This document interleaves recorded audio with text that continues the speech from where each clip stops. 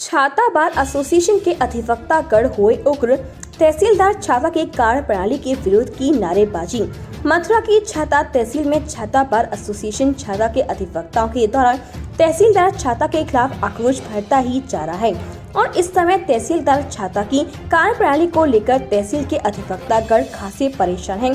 तहसीलदार छाता पर bar association छाता के द्वारा गंभीर आरोप लगाए गए थे। कल मामला प्राइवेट बाउंसरों को लेकर तूल पकड़ता ही जा रहा है। आज छाता बार एसोसिएशन के अध्यक्ष प्रकाश सिंह यदुवंशी के द्वारा बार हॉल में एक अहम बैठक बुलाई, जिसमें सर्वसहमति से यह फैसला लिया गया कि तहसीलदार छाता की कार्यप्रणाली एवं भ्रष्टाचार के विरोध में नारेबाजी की जाएगी। इसी दौरान तहसील के अधिकांश बड़ी संख्या में अधिवक्तागण इकट्ठा होकर तहसील में तहसीलदार के खिलाफ उग्र प्रदर्शन एवं नारेबाजी करने लगे। उन्होंने तहसीलदार छाता को यहां से जल्द स्थानांतरण कराए जाने की मांग उच्चाधिकारियों से की है। जब तक तहसीलदार छाता का स्थानांतरण नहीं कर दिया जाएगा, तब तक अधिवक्तागण नो वर्क पर रहेंगे एवं समस्त न्यायालयों में कार्य से विरत रहने का प्रस्ताव पास कर दिया है। अधिवक्ताओं ने बताया, तहसीलदार छाता बड़ा ही भ्रष्ट अधिकारी है। योगी सरकार में इस तहसीलदार की ऐसी तानाशाही निंदनीय है।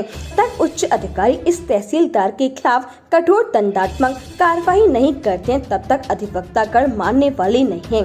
तहसील में उग्र प्रदर्शन के दौरान अधिवक्ताओं ने वकील एकता जिंदाबाद, भ्रष्ट तहसीलदार का नाश हो एवं जो हमसे टकराएगा चूर चूर हो जाएगा के नारों के साथ पूरे तहसील कैंपस में भ्रमण किया तथा इस तहसीलदार छाता की कार्यशैली की कड़ी निंदा करते हुए जल्दी स्थानांतरण किए जाने की मांग की। वहीं इस पूरे मामले को लेकर तहसीलदार छाता से फोन पर बात की गई तो तहसीलदार छाता के द्वारा बताया गया कि हेम Kumar advocate, Karan Kumar advocate, Vijay Kumar advocate अधिवक्ता गणों के द्वारा एक फाइल पूर्व तहसीलदार विवेकशील यादव से फर्जी तरीके से पास कराई गई थी। वह फाइल जांच के लिए वापस तहसीलदार न्यायालय में वापस आई है, जिसको यह एडवोकेट गलत तरीके से पास कराना चाहते हैं और मुझे खरीदना चाहते हैं। मेरे द्वारा इस फाइल को गलत तरीके से पास किए जाने से मना किए जाने पर यह अधिवक्तागण बौखला गए हैं और मेरे खिलाफ षड्यंत्र रचकर नए तरह के फंडे अपना रहे हैं। सभी आरोप निराधार हैं, झूठे हैं। तहसील छाता जनपद मथुरा से चौधरी भगत सिंह की रिपोर्ट।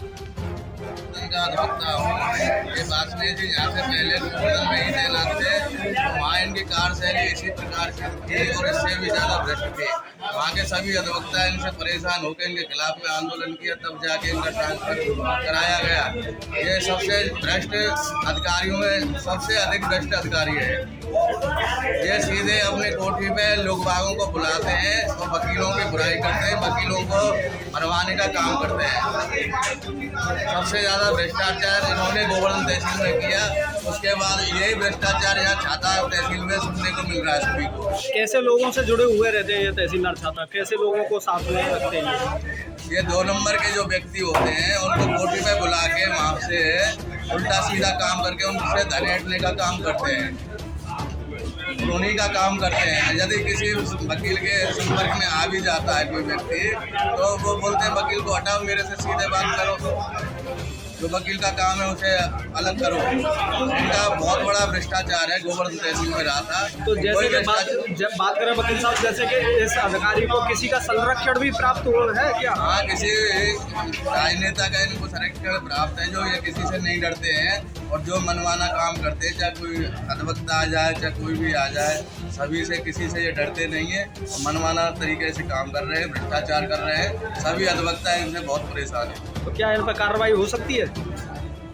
किसी राजनेता के इनको संरक्षण प्राप्त है तो मुझे तो लगता है कि मुश्किल है, लेकिन हमारे डीएम साहब को इनके खिलाफ कार्रवाई करनी चाहिए, कड़ी कार्रवाई करनी चाहिए।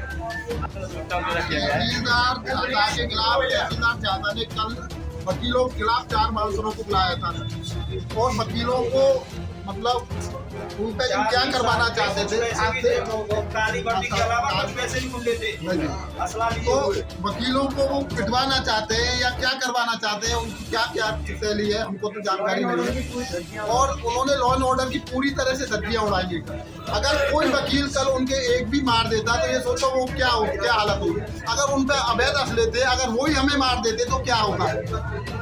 इस संबंध में हमने थाने में फोन किया था, थाने पुलिस वाले भी आए थे, तुरंत हमने प्रार्थना पत्र भी दे दिया, FIR भी दे दिया। अभी तक कोई भी कार्रवाई नहीं हुई है। क्या कुछ कदम उठाया गया है बार एसोसिएशन छाता की तरफ से? फिर बार एसोसिएशन छाता द्वारा अब यह कदम उठाया गया है कि तहसीलदार कोर्ट का 1 तारीख तक बहिष्कार है और इसके बाद क्रिमिनल कंसर्न अगर या तो या ट्रांसफर हो जाता है तहसीलदार छाता का, नहीं तो क्रिमिनल कंसर्न जारी कर देंगे। तो इसकी उच्च स्तरीय कहीं आप लोगों की तरफ शिकायत की हाँ, गई? डीएम साहब से हम मिलके आए, एडीएम साहब से मिलके आए और पहले भी प्रार्थना पड़ती है। एडीएम साहब को भी आज भी अवगत कराया और पहले भी अवगत कराया। क्या कुछ देरी का कारण है? संज्ञान क्यों नहीं ले रहे हैं अधिकारी लोग? ये तो प्रशासन बताएगा।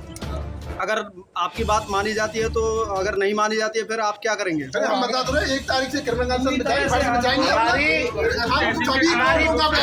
हमारी तो ये मांग ये रहेगी कि तहसीलदार छाता का तब तक यहाँ से ट्रांसफर नहीं हो जाता, क्योंकि हमें पता है तहसीलदार छाता मनोज कुमार वासुदेव पूरी तरीका से भ्रष्ट हैं और ये इनके बारे में हमें इनके काले कारनामों के बारे में ये तहसीलदार गोवर्धन में रहे, महावन में रहे, वहाँ भी इनके भ्रष्टाचार के संबंध में हमें जानकारी मिली, पता नहीं किन परिस्थितियों में। और यहाँ जिलाधिकारी महोदय ने या शासन के द्वारा इनको इनकी किस अच्छी कार्य करने की क्षमता के आधार पर यहाँ भेजा गया है। यहाँ जिस दिन से इन्होंने चार्ज लिया है उस दिन से पूरा की पूरा छाता का काम चौपट हो गया है।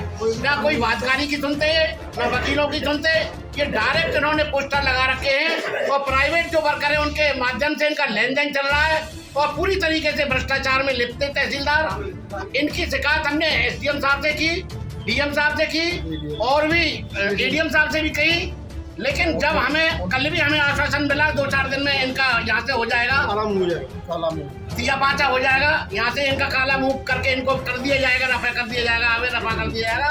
लेकिन जब तक इनका यहाँ से काला मुंह करके विदा नहीं कर दिया जाता तब तक छाता के अधिवक्ता पूरी तरीके से न्याय कार्य से यहाँ इनका बहिष्कार करेंगे, इनकी कोर्ट का तालेबंदी करेंगे और इनका पूरी तरीके से जब तक चले नहीं जाते तब तक यहाँ से इनका आंदोलन रहेगा पूरी तरीके से। अच्छा, बताएं कि तहसीलदार साहब ये बता रहे हैं कि मेरे ऊपर गलत कामों का दबाव बना दिया अधिवक्ता, क्या कहेंगे इस विषय में आप? मैं आपको एक बात बताता हूँ, मेरी समझ में नहीं आ रहा है। डीएम साहब के संज्ञान में है, एडीएम साहब के संज्ञान में है, एसडीएम साहब के संज्ञान में है कि ये सब जगह से भ्रष्ट आया है।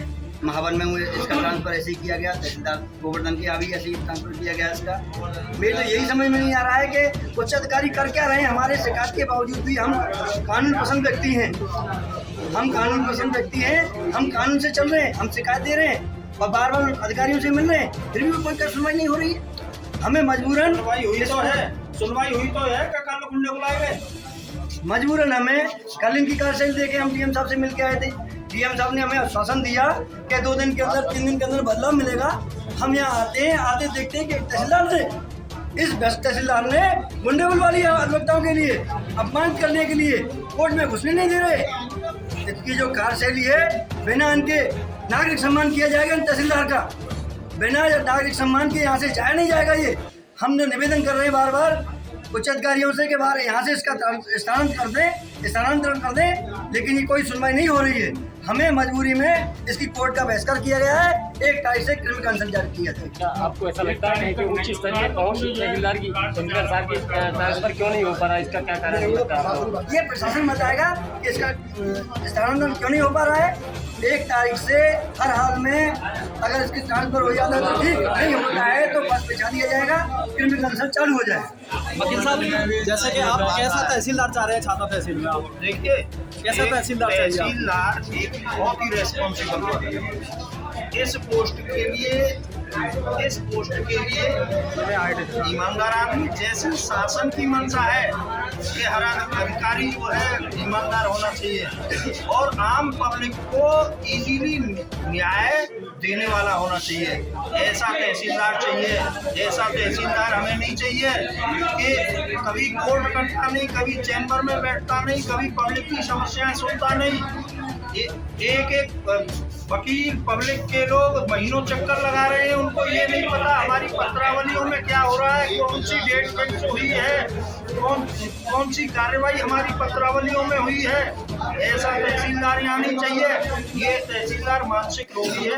हम लोगों का झातावाड़ का प्रतिनिधिमंडल डीडीएम साहब से मिला, डीएम साहब से मिला, और जब डीएम साहब से मिला, डीएम साहब ने कहा था कि इसकी शिकायतें हमारे पास हैं और इन पे संज्ञान लिया गया है, बहुत जल्द ही आपको बदलाव देखने को मिलेगा। हम लोग बिल्कुल संतुष्ट थे। तहसीलदार ने एक नया कारनामा कल और कर दिखाया।